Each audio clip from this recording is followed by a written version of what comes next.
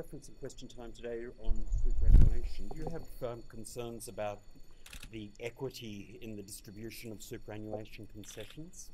Well, we've begun a process following the change in leadership to look at the questions in relation to superannuation.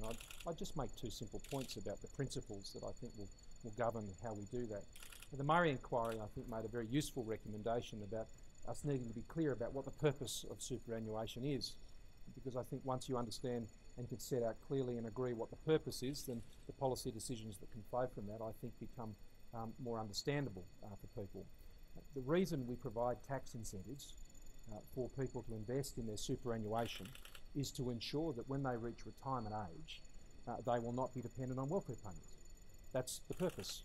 This is the necessity of the policy, and whether it's in the pension, where people will be aware of the changes that were made when I was Minister for Social Services, we made it very clear that the purpose of the pension was to be a welfare payment for those who were not able to be in a position where they could be self-supporting. Now, it is our objective to see as many Australians as possible be self-sufficient in their retirement, and we need a system that will encourage that.